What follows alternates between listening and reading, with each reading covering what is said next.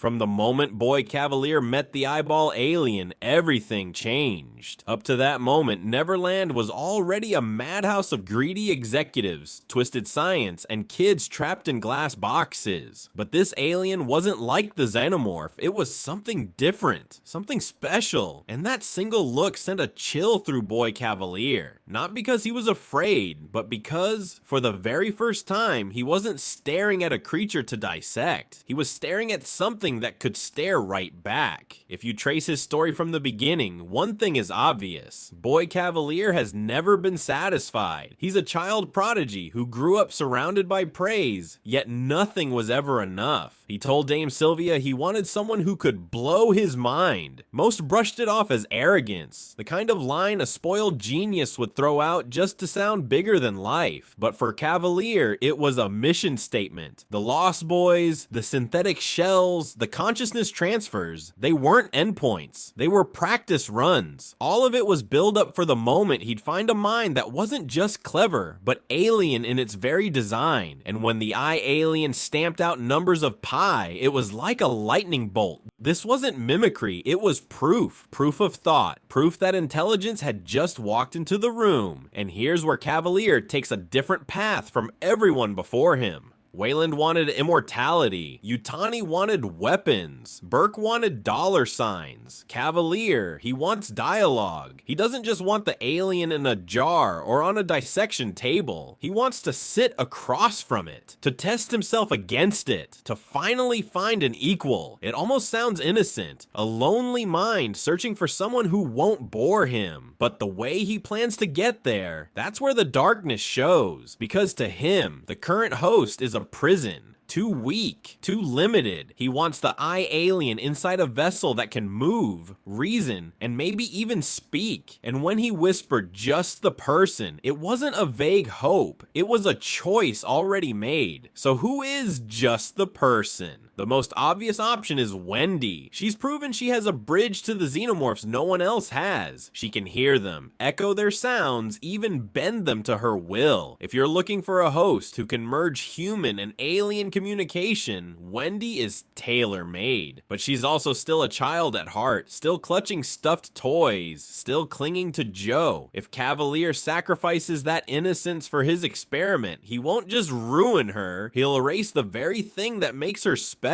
Then there's Joe. Cavalier knows exactly how much Wendy adores him. Imagine the cruelty of forcing her to watch her brother become the vessel, watching him twisted into something unrecognizable. That kind of heartbreak isn't a side effect to Cavalier. It's data. He'd study her collapse the same way he studies algorithms. Another interesting angle is Morrow. In the latest episode, Kirsh finally captured him, and Cavalier is too calculated to waste a prisoner like Morrow on simple revenge. The eye alien needs more than just a body. It needs a mind sharp enough to survive the fusion. Morrow has proven again and again that he's not just intelligent. He's adaptable, cunning, and capable of outmaneuvering almost anyone. That makes him the perfect risk for Cavalier to take. By turning his greatest rival into the host, Cavalier wouldn't just neutralize a threat, he'd weaponize it. The gamble is enormous because Marrow might flip the fusion against him. But for Cavalier, the potential reward of having the eye alien's intelligence fuse with Morrow's strategic mind could be too tempting to resist. This is the part that ties Alien